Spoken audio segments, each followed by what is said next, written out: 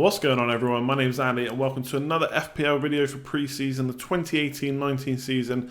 And today we are looking at premium forwards. So Kane, Aubameyang, Aguero and Lukaku, £11 million plus. We're not looking at any other strikers in this video. I've been asked this question quite a lot. I was going to put it in the community Q&A that I'm going to record later on this week. But this is such a big topic that I wanted to do a whole video on it. So we're going to look at the fixture stats and kind of other things to consider when picking over one or more of these. I know some people are looking at getting two in. So let's not beat around the bush any longer. Let's get straight into the video and take a look at the stats first of all. So we'll take a look at the stats for the four players first. These are obviously from last season, 2017-18. I've kept it pretty simple. Got minutes per return on there as well as what they actually return and the minutes they played. I think that's pretty worthwhile for kind of a basic look at these players and which ones you might want to pick. So there's a few standouts. Obviously, Kane, 217 points, with the top scoring forward last year. Can't complain about that. He's Mr. Consistent, scored 20 plus goals in the last 4 seasons and 29 plus in the last 2. So obviously, like I've got there, 29 in 2017-18 season. But only 2 assists now. Obviously, when it comes to Spurs, non-FPL wise, we want goals from Kane. Or Spurs fans want goals from Kane. So 29, you cannot sniff at that. But in FPL, the assists do start to add up, especially for forwards, where you're only getting 1 less point for an assist. So only 2 assists from Kane, so 31 total returns for him compared to, say, Aguero with 27, but he played 1,000 minutes less. So Aguero potentially could have done even better if he got the same kind of minutes. But there's definitely one thing to look at is Kane and Lukaku absolutely nailed for their teams. Spurs in particular, Kane I think is just a class above. Yes, Son could play there, but Son's also very good on the left wing. Llorente, just not a good replacement for Kane really. And Lukaku, we've heard Mourinho say that he cannot play his team without Lukaku up front. Rashford, Martial, even Sanchez, not necessarily options. Sanchez has been playing okay in pre-season up front, but I think his main position is going to be on the left. So those two absolutely nailed. Aubameyang obviously less minutes, only just over 1,000, but he joined Arsenal midway through the season and didn't start from the beginning. So you can't say he's not or is nailed. We think he probably is, but obviously didn't get as many minutes as the other ones. And then Aguero on just under 2,000 minutes, obviously a few benchings when Jesus played instead, as well as some injuries, so didn't quite get to the kind of minutes that Lukaku and Kane does. But when you look at minutes per return, 73 is the best out of these 4 for last season. So when he does play, he absolutely nails the returns, either goals or assists. And he's getting one of those more than kind of once a game. So obviously 90 minutes in a game, he's getting one every 73 minutes. And Aubameyang only just behind on 75. So those two absolutely incredible. Lukaku's the worst for minutes per return, so it takes him more than a game to get a goal or assist, or it did last year.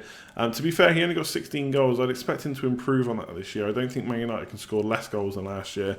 And he has hit 20 plus in previous seasons. So Lukaku, I think, can do better than 124 minutes per return. And then Kane on 99, like I say, Mr. Consistent, just outside a return every other game. But one thing to consider of him is he is 12.5 million. So stats-wise, I think minutes per return is really interesting. There are other ways to measure how good these players are, but I like that Kane and Aubameyang and Aguero get so many returns every 90 minutes. It's great to see. And Aguero, 169 points in just under 2,000 minutes is really good. If he could keep fit and was in the team for the whole season, then he'd be easily probably the top forward. But obviously we've got the likes of Jesus who potentially get in the way, but we'll talk about that later on. So fixtures wise, none of these players have a perfect run of fixtures, although Aguero gets very close. So we'll take a look at the first 5 as a good indicator. Obviously then we'll have a lot more information about how teams are performing. You might want to use your wild card and stuff like that early on. So I think 5 is a good opening set. Obviously, if you think you're going to have this player even longer and you want to withdraw or withhold the amount of transfers you make, especially on this position, then check further than game week 5. But I'm looking at up to game week 5. So looking at Aguero first, obviously Arsenal away is a tough enough fixture, but obviously we know the quality Aguero's got, could definitely get a return in there. But after that, it gets absolutely incredible. I don't think I've ever seen, at least not from memory, a better run for a top 6 side as Man City have after game week 1. So just for the next 4, Huddersfield at home, Wolves away, Newcastle home and Fulham at home. That's absolutely incredible. Obviously, it doesn't always matter about fixtures with premium players like this. Same with premium midfielders. They're good enough to get returns in any game. But you want to kind of increase the odds of getting those goals and assists by playing the weaker teams. And it doesn't get much better than Aguero's fixtures. Moving on to Aubameyang, he's got 2 difficult opening fixtures. So Aguero's obviously got 1, Aubameyang's got 2, so he's got the reverse fixture, Man City at home in the opening game week, and then Chelsea away in the second game week. Now, Man City, we don't know which players they're going to be without, but they've got such strength and depth, I don't think it's going to matter too much when they play them. So it's going to be tough fixtures for Arsenal. Obviously, new manager's going to have to play 2 really tough opening fixtures. But then it's West Ham at home, Cardiff away, and Newcastle away, so they're pretty nice. And Arsenal's fixtures do continue like that for a few weeks. So I think Aubameyang's fixtures look good, but just nothing compares to Aguero when it comes to the fixtures front. But Aubameyang, we've seen his quality. I think he can do well, even in the opening 2 fixtures. And then Kane and Lukaku are very similar. Lukaku has a nice opening 2. Leicester at home, Brighton away. Leicester are going to be without Maguire and Vardy for that game week 1 fixture. So obviously Maguire in particular is a big miss for them. That's if Lukaku is back for that. So those 2 are okay. But then it's Tottenham at home, which isn't ideal. And then Burnley away and Watford away. Now, you'd think on paper those are okay fixtures, but I wouldn't see Man United going there unless they change something this year and absolutely blowing those teams away. That didn't happen last year very often. Now, with Fred coming in, we could see Pogba push more further forward. We could see a 4-3-3 deployed in pre-season. Mourinho's played 3-5-2 quite a bit. But he has kind of said that's because of the players he's got available. So I'm not convinced 3-5-2 will come into it this season. But 4-3-3 with Pogba pushing up forward could create more chances. We could see Man United go for the kill more often than they did last year. But fixtures-wise, I'm not too convinced by Lukaku's apart from the opening 2. And then Kane's again, opening 2 are nice. Newcastle away and Fulham at home. But then it's Man United away and Liverpool at home. And again, premium players, especially like Kane, did well against Liverpool last year. It could happen again, but Liverpool's strengthened in defence. Man United away is never an easy fixture. And then Watford away, that one's okay, I think, although they did, again, strengthen in defence towards the end of last season. But Lukaku and Kane opening 2 are pretty good. Aguero and Aubameyang not so good, at least for Aubameyang. And then Aguero one horrible fixture, then an amazing set of fixtures. So fixture-wise, you've got to look at Aguero, and stats-wise, he was the best. It's just whether or not he's nailed on, which we'll come on to now. So what else is there to consider? I've got a few things noted down here. Aguero, just one thing really, and that's Jesus. So last year, when he wasn't injured, he got benched 4 times, Aguero, and there was a couple of other games where he didn't play too many minutes in. Otherwise, he started the majority. But him and Jesus both got injured during different periods of the season. We haven't really seen them both play for the whole season and see who kind of wins out. I've got my suspicions that Aguero is the number 1 striker if you could get answer out of Pep, but it doesn't mean that he won't get rotated. Why would you not rotate your key players as Man City when you've got so many good players? But to be fair, Pep didn't do it a huge amount last year, but there's always that potential for Aguero to get benched for Jesus. It's just not something we can absolutely predict. We could see them start together. Will they play 3 at the back with the amount of centre-backs they've got and Mendy and Walker as wing-backs? It could happen, we're not too sure. But Community Shield is going to happen before the start of the season. That should give us a really good indicator of what the first 11 is. And if Aguero looks like he's in that first 11, which I think he will be, I think he looks a pretty much dead cert for my team. But we'll have to wait and see what else happens with the other players. Aubameyang's got a similar kind of thing with Lacazette as Aguero has with Jesus, that there's potential for rotation, but I don't think it's going to hit him as hard because even in pre-season when Lacazette has played as the central striker, Aubameyang has still mostly played as an inside forward from the left.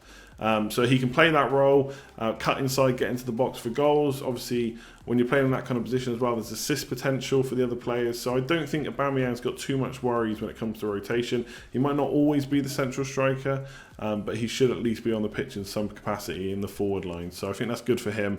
Opening fixture's not great, the first 2. That really depends on how early you want to spend a transfer. If you think you can get something from one of those 2 games, maybe even both, an assist or a goal, something like that, then I think it's okay to keep him.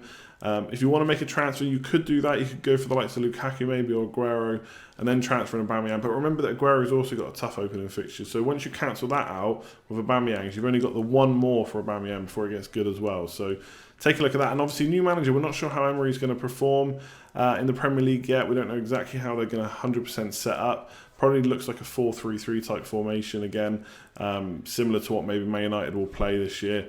But yeah, new manager, we're not quite sure how he's going to react to the Premier League. 2 tough opening fixtures, so let's wait and see on that. But Aubameyang does look like a good option, especially with how well he played when he came in for Arsenal. But obviously it's a new manager for everyone. Aubameyang didn't have much time with Wenger compared to the other players at Arsenal. So in that kind of respect, it could be a good start to the season because they all want to perform and make sure they stay in the team. Looking at Lukaku and Kane, they both got World Cup worries because they went all the way to kind of playing the maximum amount of games. They didn't get to the final, but they played in that 3rd place playoff. Kane has said he's going to be back for game week 1. There's reports that Lukaku's cutting his holiday early and he could be back. But will they be fully fit? Have they had enough rest? We don't know. We'll have to wait and see what Pochettino and Mourinho say. So keep an eye on that. For Lukaku in particular, Mourinho is an interesting one because Mourinho loves him, so he's definitely going to play. But at the same time, he was quite negative last year. We played quite defensive, didn't attack too much. Now he's got Sanchez for a full pre-season, fully fit. Had a nice rest this summer as well. Will Pogba push up now? Fred is in as well. That could mean we're more attacking, which could be a good thing. But I don't know if we're going to start blowing away teams. We'll have to see how kind of Mourinho starts off the season, especially with a nice opening fixture. Could go out on attack. Formation, like I've said, played 3 at the back during pre-season some of the time. Could be a 4-3-3 this year with Pogba pushing further forward, but we're not quite sure how that's going to work. But obviously Lukaku will be the focal point of whatever formation we play. Returns obviously was the worst player on the returns stats list, minutes per return, but he is consistent, is always going to play. But no penalties. The other 3 strikers should have penalty duties locked up for them once they're on the pitch. Aguero maybe not with Gundogan and Jesus around, but I think he's probably the number 1. So, and Aubameyang probably is as well, and Kane definitely is. So Lukaku got no penalties to fall back on. Did score 16 goals last year, so hopefully he can get up to the 20 mark, but it's going to be likely that Sanchez or someone like that is on penalties instead. Kane, the August thing, I can't buy into it still. I know he's never scored a goal in the Premier League in August. The only reason I've noted this down, because I can't believe that a world-class striker like Kane cannot score in August, is that he knows about it. He's mentioned it in interviews that he's never scored in August. So, 1, will that be playing on his mind when he's trying to score goals? Or 2, will it spur him on to score even more? I don't know. Let me know in the comments below how much of an effect you think this will have. And then price-wise, obviously Kane is 12.5 million. He's 1.5 million more than the other ones. You've got to consider that when there's so much value out there. You know, can you afford to spend that 1.5 million, especially when you've almost certainly got Salah in your team? Consistency, he is Mr. Consistent, 29 goals the last 2 seasons. And then I've got to mention the ankle injury. So he had that last season, came back pretty quick from it. Didn't look great in the World Cup. A lot of people wondered if he was still carrying an injury. I know he scored a lot of goals, but barely any from open play. He wasn't really...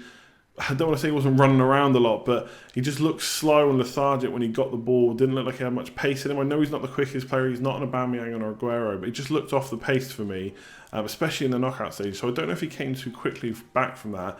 And if he did, obviously he's not going to mention it, but if he did, then he's not really had much of a pre-season either or a break because of the World Cup. So for me, I'm a bit worried about Kane, especially when he's 12.5 million versus the other 3 that are 11.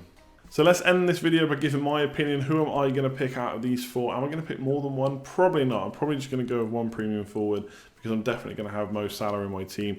I sat on the fence a little bit. It's going to be one of these 2 basically. I've discounted Kane and Lukaku. Not enough of a pre-season for me. I don't want to pay that premium for Kane. 12.5 million is a lot of money when I'm probably going to be captaining Salah for most of the kind of opening fixtures. So I'm looking at one of these 2. Right now, if I had to call it, I'd say Aguero. I think I can't look past those fixtures.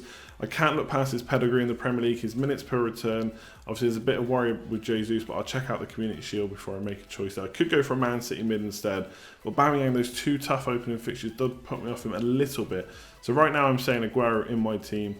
Let me know in the comments below who you're picking. Are you picking just 1 or more of these players, and which ones are you going for?